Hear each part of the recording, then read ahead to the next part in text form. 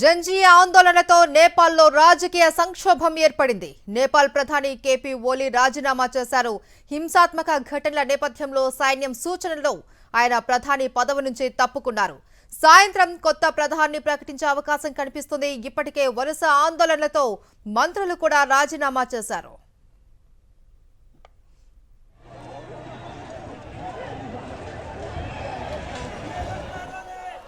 జంజీయ ఆందోళనతో నేపాల్ అట్టుడుకుతుంది. సోషల్ మీడియాపై నిషేధం విషయంలో ప్రభుత్వం వెనక్కి తగ్గినా అల్లర్లు ఏమాత్రం చల్లారలేదు.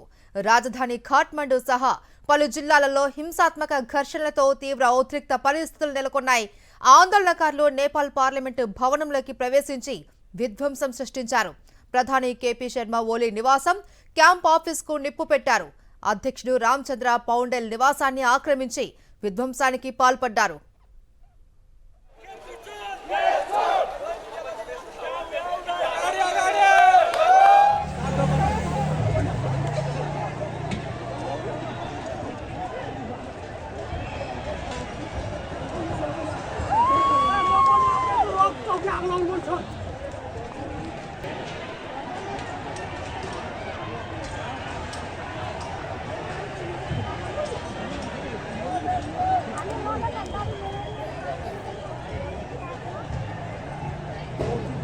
భక్తపూర్ బాల్కోట్లోని ప్రధాని ఓలీ అధికారిక నివాసాన్ని ఆందోళనకారులు ముట్టడించేందుకు యత్నించగా పోలీసులు అడ్డుకున్నారు.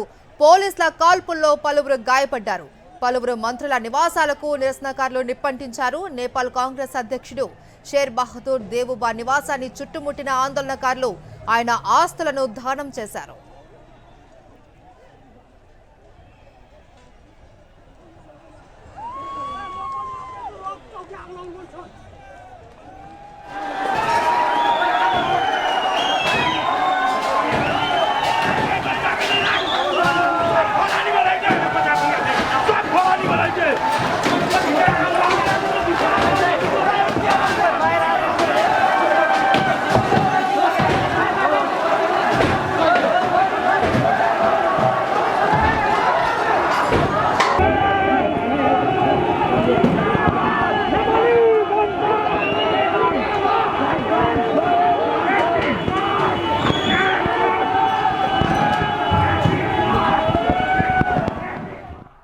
నేపాల్లో నెలకొన్న ఉద్రిక్త పరిస్థితులపై మరింత సమాచారాన్ని మా ప్రతినిధి వెంకటేష్ అందిస్తారు. వెంకటేష్, జంజీయ ఆందోళనతో ఒకవైపు సైనిక పాలన వస్తుంది నేపాల్లో అనేసి అంటున్నారు. మరోవైపు ఈవినింగ్ లోపల డిప్యూటీ పీఎం అక్కడ అధికారాలు చేపడతారు అనేసి అంటున్నారు. ఏంటి అక్కడ ఉన్న పరిస్థితి? ఎప్పటిలోగా దీనిపైన క్లారిటీ వచ్చే అవకాశం ఉంది? ప్రజెంట్ నేపాల్ ఎలాంటి వాతావరణం ఉంది? నేపాల్లో రాజకీయ సంక్షోభం ఏర్పడింది. ప్రధానమంత్రి కేపీ శర్మ ఓలీ తన పదవికి రాజీనామా చేశారు. భారీ ఎత్తున యువత ఉద్యమిస్తుంది. ఆ నేపథ్యంలో ఉద్యమ తీవ్రతకు ఒత్తిడికి ఆయన ప్రభుత్వం రాజీనామా చేయాల్సి వచ్చింది. ఇప్పటికీ అనేక మంది మంత్రులు రాజీనామా చేయడంతో ప్రధానిపైన ఒత్తిడి పెరిగింది. ప్రధానంగా అవినీతి పెచ్చరిన కారణంగానే యువత భారీ ఎత్తున రోడ్లపైకి వచ్చి ఈ హింసాత్మక ఆందోళన దిగారు. ఏకంగా ప్రధానమంత్రి, అక్కడ రాష్ట్రపతి ఇద్దరి ప్రైవేట్ నివాసాలకు నిప్పుతోటి వాటిని తగలబెట్టినటువంటి పరిస్థితి. అలాగే పార్లమెంట్ లో చొరబడి పార్లమెంట్ ప్రాంగణాన్ని కూడా ధ్వంసం చేశారు. భారీ ఎత్తున విధ్వంసాన్ని సృష్టిస్తున్నారు. సో వీటిని అదుపు చేసేందుకు పోలీసులు జరిపిన కాపులో 20 మంది చనిపోగా 100 మంది పైగా గాయపడినటువంటి పరిస్థితి. సో మొత్తం పరిస్థితి అంతా కూడా తీవ్రమైనటువంటి ఒక యుద్ధ వాతావరణం నేపాల్లో నెలకొంది. ఈ నేపథ్యంలోనే పరిస్థితులన్నీ కూడా చేయి దాటాయి. ఆ పరిస్థితుల మధ్యలోనే ఇప్పటికే మంత్రులందరూ కూడా తమ పదవులకు రాజీనామా చేశారు. అలాగే ప్రధానమంత్రి కూడా రాజీనామా చేశారు. ఆయన దుబాయ్కి వెళ్ళిపోతారనేటువంటి సమాచారం వస్తుంది. ఆయన నిజానికి ఈరోజు సాయంత్రం 6 గంటలకు అఖిలపక్ష సమావేశాన్ని ఏర్పాటు చేసి దీనిపైన ఒక కార్యాచరణ ఏర్పాటు చేద్దామని ఆయన భావించారు. కానీ అంతకంటే ముందే సైన్యం ఇచ్చినటువంటి సూచన నేపథ్యంలో ఆయన తన పదవి నుంచి దిగిపోవాల్సి వచ్చింది. సో సైనిక పాలన నేపాల్లో వచ్చేటువంటి అవకాశాలు కనబడుతున్నాయి. ఎందుకంటే యువకులు భారీ ఎత్తున ఉద్యమం ఇస్తున్నారు. ప్రధానంగా ప్రభుత్వంలో భారీ ఎత్తున అవినీతి జరుగుతుంది. ప్రభుత్వ పాలకులు, అధికారుల పిల్లలు విలాసాలకు అలవాటు పడి ఏకంగా కొన్ని లక్షల కోట్ల రూపాయల సంపదను దోపిడీ చేశారు, అవినీతి చేశారనేటువంటి ఆరోపణలు ఈ ప్రభుత్వం ఎదుర్కొంటుంది. సంకీర్ణ ప్రభుత్వం ఉంది. కమ్యూనిస్టులు, కాంగ్రెస్ పార్టీ రెండు కలిపి అక్కడ ప్రభుత్వాన్ని ఏర్పాటు చేశారు. సో ఈ ప్రభుత్వంలో భారీ ఎత్తున అవినీతి జరిగింది. విలాసాలకు అలవాటు పడినటువంటి అధికారులు, నాయకులంతా కలిసి నేతలను దోపిడీ చేస్తున్నారని ప్రజలందరూ కూడా భావిస్తున్నారు. ఆ మేరకు ప్రజలందరూ కూడా భారీ ఎత్తున రోడ్లపైకి వచ్చి ఉద్యమిస్తున్నారు. దాని ఫలితంగానే రోజు ఆ ఉద్యమ తీవ్రతకు తట్టుకోలేక విధంగా ప్రభుత్వం కూలిపోయేటువంటి పరిస్థితి ఏర్పడింది. సో ప్రజలందరూ కూడా ఆ అధికారుల మంత్రుల నివాసాలపైన వాహనాలపైన దాడి చేసినటువంటి నేపథ్యంలో ప్రధానిపైన కూడా దాడి చేసేటువంటి అవకాశం ఉందని భావించారు. సో ఆ నేపథ్యంలో ఆయన వెంటనే పదవికి రాజీనామా చేయాలని సైనికులు సైన్యాధ్యక్షుడు కోరంటే వెంటనే ఆయన తన పదవికి రాజీనామా చేశారు. లేదంటే ఆయనపై ఆందోళనకారులు దాడికి దిగేటువంటి అవకాశం ఉందన్నటువంటి నిఘా వర్గాల హెచ్చరిక నేపథ్యంలోనే ఆయన తన పదవికి రాజీనామా చేసి దిగిపోవాల్సినటువంటి పరిస్థితి ఏర్పడింది. సో తదుపరి ఎవరు ప్రధానిగా అవుతారు, దానికి సంబంధించినటువంటి కార్యాచరణ అఖిలపక్ష పార్టీలు కలిసి ప్రభుత్వాన్ని ఏర్పాటు చేస్తారా, లేకుంటే సైన్యం చేతిలోకి అధికారం వెళ్ళిపోతుందని మనం వేచి చూడాల్సింది.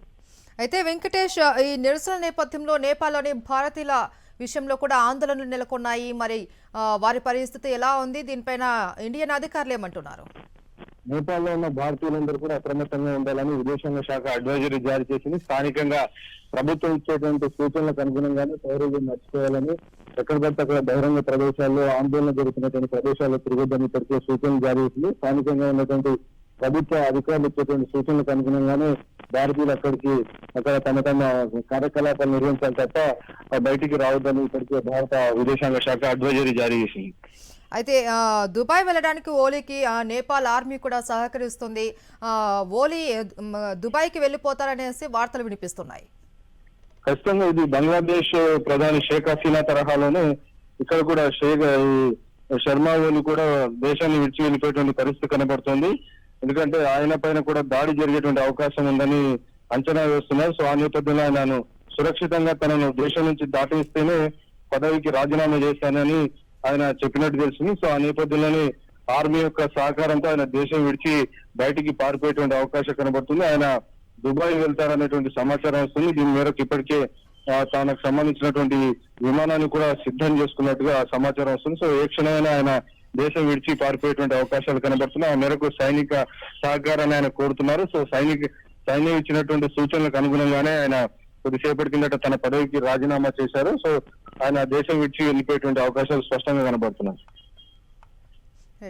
అయితే వెంకటేష్, మయన్మార్ తరహాలోనే నేపాల్లో కూడా సైనిక పాలన వస్తుంది అనేసి ఒక వాదన వినిపిస్తుంది. కూడా పరిస్థితులన్నీ కూడా చాలా దారుణంగా ఉన్నాయి. ఇటు బంగ్లాదేశ్ లో కానీ, అటు మయన్మార్ లో కానీ, ప్రస్తుతం తాజాగా నేపాల్లో అన్ని చోట్ల సైనిక పాలకులు అధికారాన్ని చేపట్టేటువంటి దిశగా పరిణామాలు కొనసాగుతున్నాయి. అక్కడ ఉన్నటువంటి ప్రజాస్వామ్య ప్రభుత్వాలన్నీ కూడా తీవ్రమైనటువంటి అవినీతిలో కూరుకుపోయినటువంటి నేపథ్యంలో చాలా చిన్న దేశాలు. సో ఈ చిన్న దేశాల్లో ఈ రకమైనటువంటి తీవ్రమైనటువంటి అవినీతికి పాల్పడుతుండడంతో ప్రజలందరూ కూడా పేదరికంలో మగ్గిపోతున్నారు. దాని ఫలితంగానే ఈరోజు పరిస్థితులన్నీ కూడా చేతులు దాటాయి.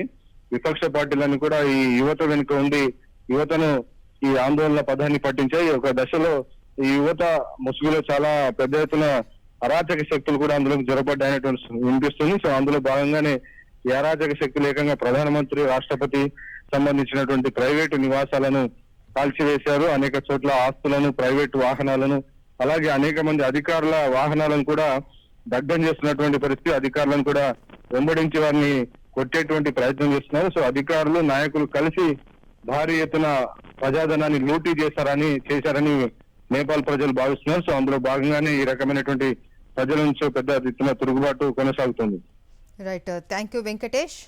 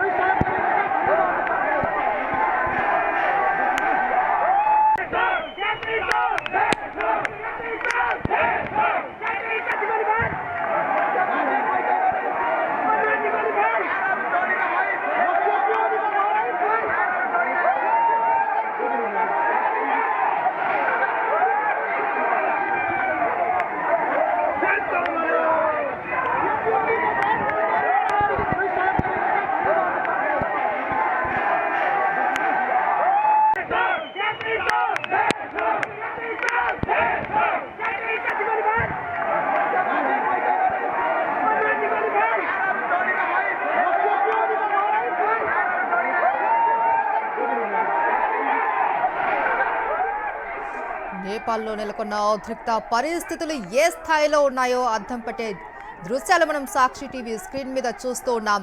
జంజీ ఆందోళనతో నేపాల్లో రాజకీయ సంక్షోభం ఏర్పడింది. నేపాల్ ప్రధాని కేపీ ఓలీ కూడా రాజీనామా చేశారు. ఈ హింసాత్మక ఘటనల నేపథ్యంలో సైన్యం సూచనలో ఆయన పదవి నుంచి తప్పుకున్నారు. సాయంత్రం కొత్త ప్రధాని ప్రకటించే అవకాశం ఉన్నట్లు కూడా తెలుస్తుంది. అయితే ఇప్పటికే ఈ వరుస ఆందోళనతో మంత్రులు కూడా రాజీనామా చేసినట్లు తెలుస్తుంది.